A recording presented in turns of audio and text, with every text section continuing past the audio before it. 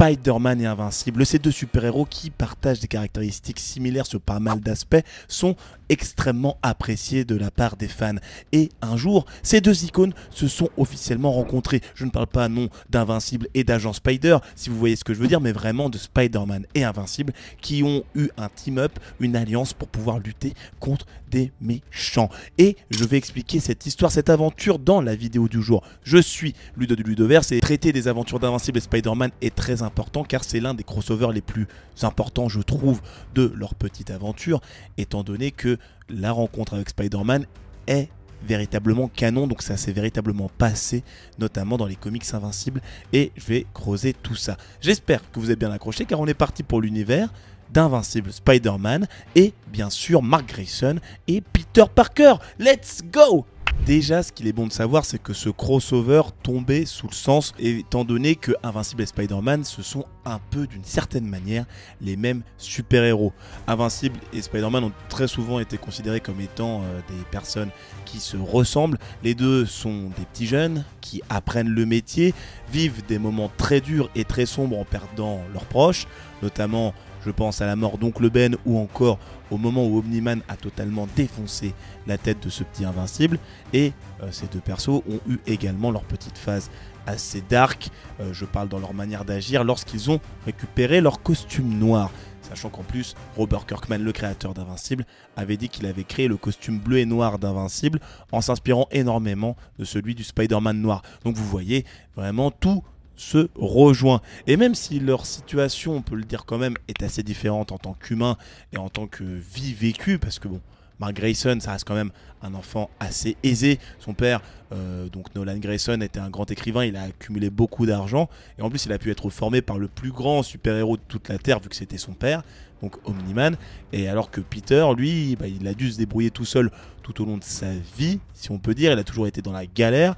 Le Spider-Man, le Peter Parker des comics, parce qu'après oui c'est vrai que si on prend le Peter Parker version Tom Holland, lui il a quasiment jamais été dans la galère, toujours son petit costume, toujours son petit délire lorsqu'il a rencontré Iron Man, on pouvait les mettre même au même niveau, mais globalement ils sont quand même dans la longue histoire de Spider-Man assez différents sur ce point. Mais il était sûr que ces deux icônes, considérées comme vraiment des icônes pour les jeunes, si je puis dire, oui je suis un vieux, non peut-être pas non plus, mais vous avez compris l'idée, eh bien les faire se rencontrer paraissait totalement logique et tomber sous le sens, j'ai envie de dire. Et c'est ce qui s'est passé un jour, très précisément, je dirais même en 2005. Dans les comics Invincibles, à cause d'un certain ennemi que je vais vous présenter ou vous représenter encore une fois, et aussi bien dans la série Invincible, dans la saison 2 pour être précis, même si ce n'était pas Spider-Man qu'on avait, mais un personnage, un variant de ce dernier, appelé Agent Spider, mais vous inquiétez pas, on va rentrer dans le détail. Donc comment Invincible s'est retrouvé dans le Marvel Universe? Répondons à cette question, car oui, lors de ces jeunes années, remontons un petit peu le temps, Invincible a commencé à se faire beaucoup d'ennemis.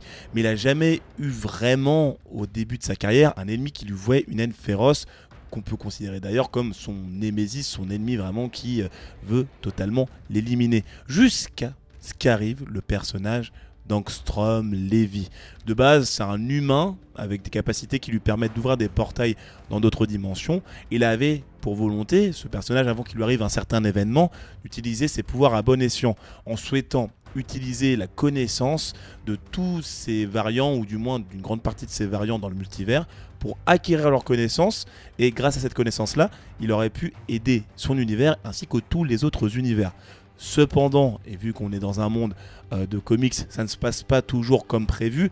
L'opération lui permettant de récupérer toutes leurs connaissances ne s'est pas bien déroulée, car Invincible est intervenu, mais surtout parce que Angstrom Levy avait engagé deux gigascientifiques, les jumeaux Moller, pour pouvoir créer la machine. Et il avait aussi engagé des variants de ces derniers. Ces derniers ont commencé à tabasser Invincible, sauf que le petit Angstrom Levy ne voulait pas que son nouveau monde commence sur un meurtre. Il a fait une action qui a fait exploser la machine, qui lui aurait permis de récupérer toute la connaissance des variants qu'il avait réunis. Ce faisant, la quasi-totalité des jumeaux Moller sont morts. Il a sauvé Invincible, mais il s'est retrouvé Levy défiguré, avec en plus toutes les pensées, toutes les connaissances de ces variants dans sa tête. Sachant que du côté de ses doubles, il y en a beaucoup qui avaient eu des mauvaises expériences avec Invincible, ou du moins les Invincibles de leurs univers, vu que la majorité des invincibles du multivers sont considérés comme maléfiques. C'est ces pensées négatives qui ont pris le dessus sur la personnalité sympathique d'Angstrom Levy et qui lui ont donné une volonté de vengeance contre Invincible. Donc son objectif aujourd'hui, l'éliminer et détruire totalement sa vie. Et pour ce faire, il attaquera donc directement sa maison et il se retrouvera donc chez sa mère et son petit frère Oliver. Invincible, en arrivant, tentera directement de les arrêter, sauf qu'Angstrom va ouvrir un petit portail qui le balancera dans un autre univers, un univers de dinosaures, puis il reviendra, il le fera revenir et réouvrira encore un autre portail qui cette fois-ci l'enverra pas dans un univers de dinosaures, mais qu'il fera rentrer en collision directement avec un mec avec des bras métalliques et un autre au costume rouge et bleu, vous l'avez compris, les légendaires Dr Octopus et Spider-Man. Mais bon, si vous ne lisez que les comics Invincibles, vous ne pouviez pas voir forcément ce qui s'était passé dans cette histoire, parce que même dans les comics édités chez Delcourt, vous avez le lien dans la description ainsi qu'un guide de lecture si vous voulez vous faire un kiff. Eh bien, on ne voyait pas ce qui se passait dans cet univers. On va dire qu'on voyait Invincible rentrer dans l'univers de Spider-Man, on le voyait ensuite ressortir sans avoir pu voir Spider-Man directement, le Dr Octopus.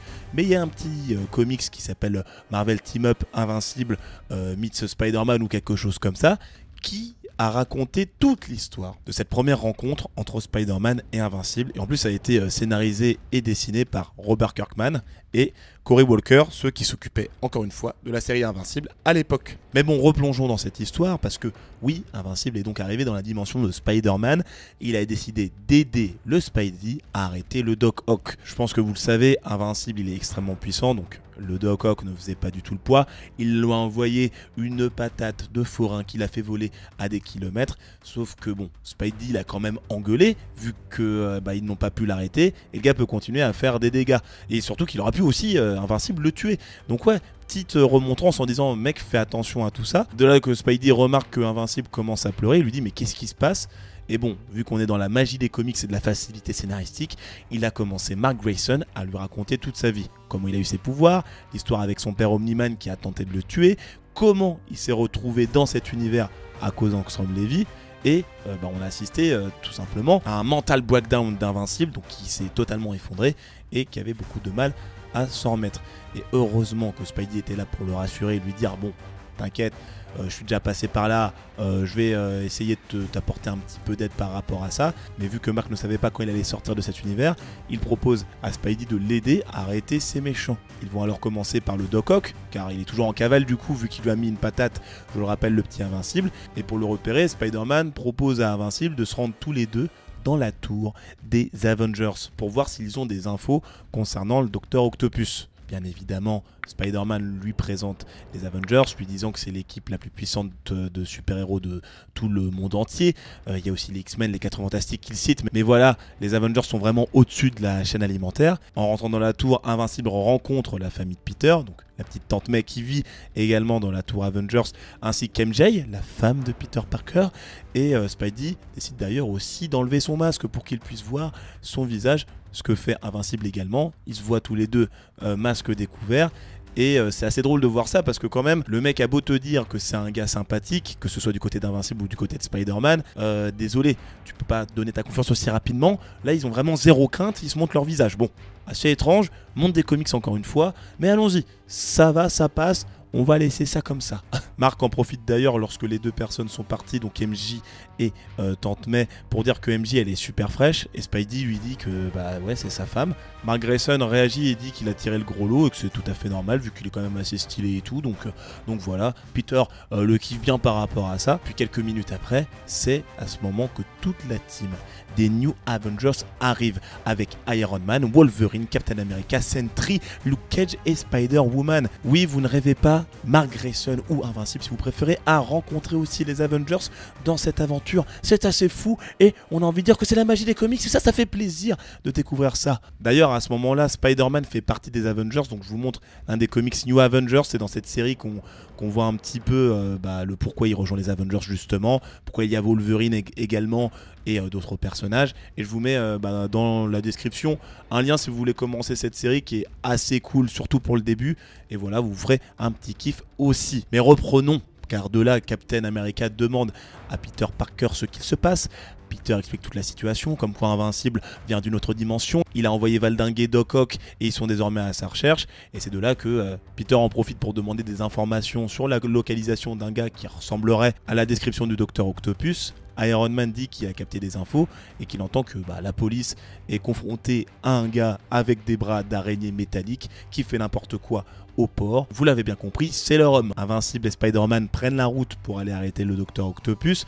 À peine arrivé après quelques échanges verbaux, Invincible fonce sur le Doc Ock, l'envoie dans l'eau, puis lui met une patate qui l'envoie encore une fois voler. Otto Octavius se remet un petit peu de ses blessures et de là balance un coup de poing métallique sur Spidey qui esquive grâce à ses pouvoirs, et c'est Invincible qui se le prend en pleine tête, ce qui le saoule énormément. Énervé, il fonce sur le Doc Ock et dit qu'il en a assez de tout ce temps perdu et commence à lui péter les 4 tentacules. Le Doc Ock ne peut plus se défendre, le combat est désormais terminé. En voyant toutes les capacités d'Invincible, Spider-Man demande à ce dernier s'il veut continuer à l'aider à arrêter d'autres méchants. C'est là que malheureusement pour Spider-Man et bien heureusement pour notre petit Invincible, le portail de Angstrom s'ouvre, signifiant que Angstrom considère que Invincible s'est bien fatigué dans cet univers, et donc Invincible dit au revoir à Spider-Man, fonce dans le portail, tandis que Spidey tente de s'accrocher à son dos pour l'aider et aller aussi dans son univers, car il considérait quand même qu'il pouvait aider le gars qui vient de l'aider, donc Invincible.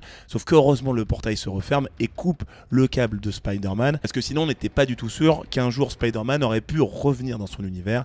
Ainsi Spidey part de son côté, Invincible retourne dans sa dimension et s'apprête à continuer son combat face à Angstrom Levy. Fin du crossover entre Spider-Man et Invincible. Mais du coup, vous devez aussi vous demander, malgré la qualité de ce comics assez cool, enfin, c'est un bon petit délire, il se passe pas énormément de choses, mais c'est bien de les voir interagir quand même, c'est pourquoi on n'a pas eu le vrai Spider-Man dans la série Invincible. Parce qu'ils ont essayé d'adapter le même moment dans le season finale, le dernier épisode de la saison 2, lorsque Angstrom Levy a affronté notre petit Invincible. Eh bien, vous vous en doutez, je pense, c'est à cause d'une question de droit. À ce moment-là, eh bien, Amazon n'avait pas les droits pour les persos Marvel, donc ils ont dû créer des copies de ces personnages en la personne de Agent Spider et le Prof Ock, à ne pas confondre avec Spider-Man et le Docteur Octopus. Et en gros, à l'époque, vu qu'il s'agissait de comics, c'était beaucoup moins compliqué de trouver des partenariats ou faire des crossovers comme cela. Il suffisait d'arriver à mettre les deux entités d'accord. C'était beaucoup moins galère, il y avait beaucoup moins d'enjeux, on va dire, que pour des grosses sociétés de production comme Disney ou Amazon, ou que sais-je. C'est pour ça qu'on a eu à peine 2 minutes ou 1 minute 30 de rencontre entre Agent Spider, Prof Ock et Invincible. Et d'ailleurs, dans cet épisode, dans ce mini-moment, il n'a pas du tout pu explorer le Marvel Universe, ou du moins ça n'a pas été montré à l'écran, vu qu'il est resté à peine quelques minutes à l'écran, comme je le disais. Et heureusement qu'ils ne l'ont pas fait, car ça aurait totalement coupé ou cassé le rythme du dernier épisode de Invincible. Ce qu'ils pourraient faire par contre, c'est s'ils arrivent à trouver les droits, raconter ou faire un épisode spécial où Invincible rencontre Spider-Man et il se passe ce qui est censé se passer. Et comme ça on aura en fait toute l'histoire dans ce petit univers, dans ce petit Marvel Universe copy. Vous avez compris l'idée. En tout cas, moi j'adore quand même voir la rencontre entre différents univers, genre les Avengers qui se battent contre les aliens, les xénomorphes que vous connaissez bien, ou encore un crossover entre The Boys et Invincible qui pourrait arriver un jour. Et j'en parle juste ici dans les vidéos qui sont juste là, donc n'hésitez pas à cliquer. C'était Ludo du Ludoverse. Abonne-toi, lâche un like, les comics dans la description, et je te dis à la prochaine. Salut!